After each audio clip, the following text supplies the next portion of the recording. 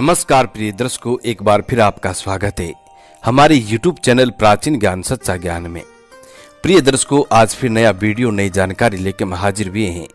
दर्शकों, आज की जो कहानी है, आज का जो हमारा प्रसंग है, एक पिता और उनके 4 पुत्रों की कहानी है।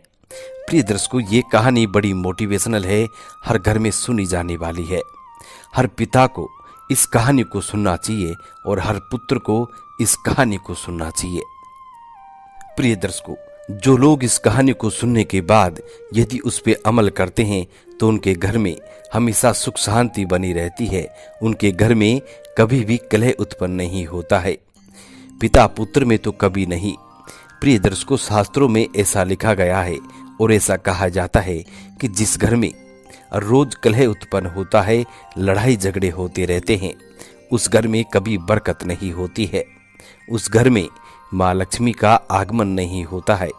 उस घर में सदा दुख दरिद्रता बनी रहती है। उस घर को गरीबी इस तरह जकड़ लेती है जैसे एक कैदी को बेड़िया जकड़ लेती है, जैसे एक गुनहगार को बेड़िया जकड़ लेती हैं। प्रिय दर्शकों, इसीलिए हर घर में सुख शांति का होना और उसी घर में सुख समृद्धि और यश व बहू की प्राप्ति होती है। प्रिय दर्शकों, आज का वीडियो शुरू करने से पहले जो लोग हमसे नए जुड़े हैं वो लोग हमारे चैनल को सब्सक्राइब करें, बेल आइकन ऑन करें, अच्छे अच्छे कमेंट किया करें ताकि हर आने वाले वीडियो का नोटिफिकेशन सबसे पहले आपको मिले और प्रिय दर्शकों आप उसका फायदा उठा सकें। शुरू करते हैं प्रिय दर्शकों आज की ये प्यारी सी कहानी, ये प्यारा सा वीडियो। प्रिय दर्शकों, प्राचीन काल समय की बात है। एक गांव में एक रामधन नाम का एक व्यक्ति रहता था। उस व्यक्ति के 4 बेटे होते हैं, 4 पुत्र होते हैं। अब वो रामधन नाम का व्यक्ति अपने चारों बेटों का विवाह कर देता है और उसके घर में 4 बहुएं आ जाती हैं। अब कुछ समय निकल जाता है, कुछ दिनों तक उनका परिवार हंसी खुशी से रहता है, लेकिन कुछ दिनों बाद में रामधन की चारों बहुओं में अनबन होने लगती है। चारों बहुओं में नहीं बनती है, दोरानी जिठानी में नहीं बनती है। उनके घर में आए दिन कलह रहने लगा, आए दिन झगड़े होने लगे और बहुत सी जायदाद थी। रामधन की चारों बेटों की बहुएं अब अपने अपने पतियों से कहती हैं कि अब हमको अलग अलग हो जाना चाहिए क्योंकि आए दिन झगड़ा होता है।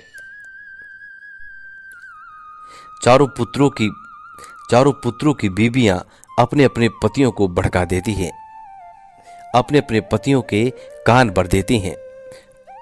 तब रामधन के चारों पुत्र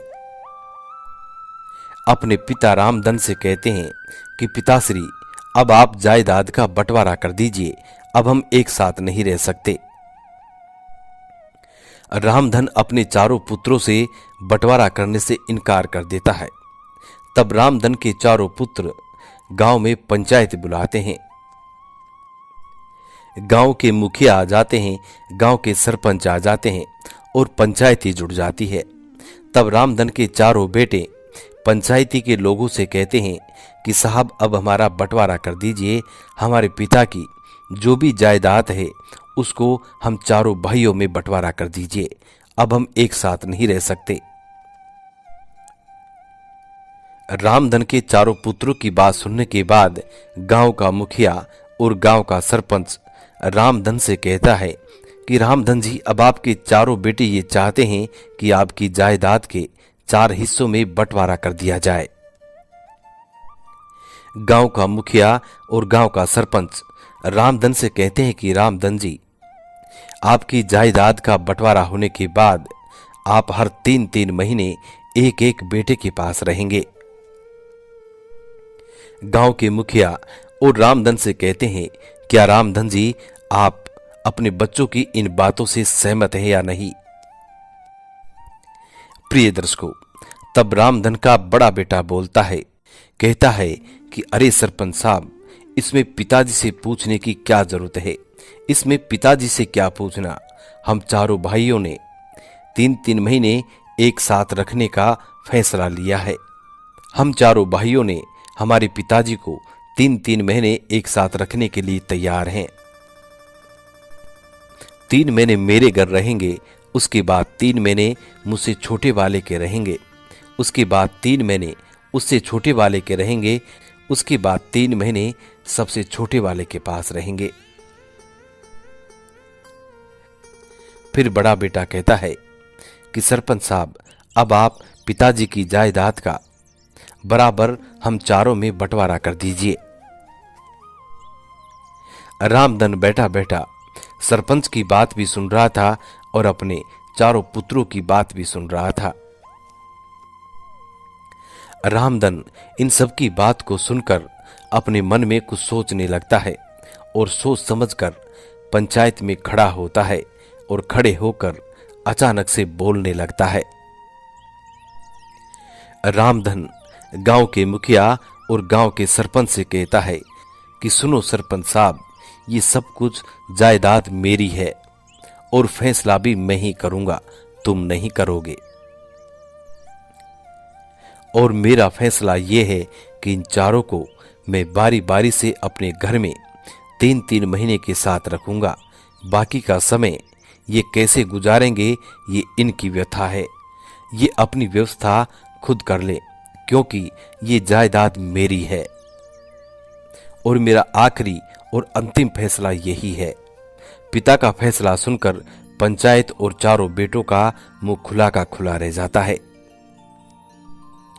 प्रिय दर्शकों, ये कहानी हमें सिखाती है कि फैसला औलाद को कभी नहीं करना चाहिए।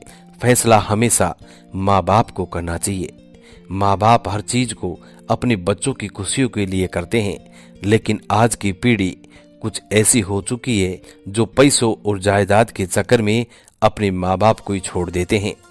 ऐसी औलाद जो जायदाद और पैसों के लिए माँ बाप का ही बंटवारा कर दे, वो औलाद सिर्फ एक बोझ होती है।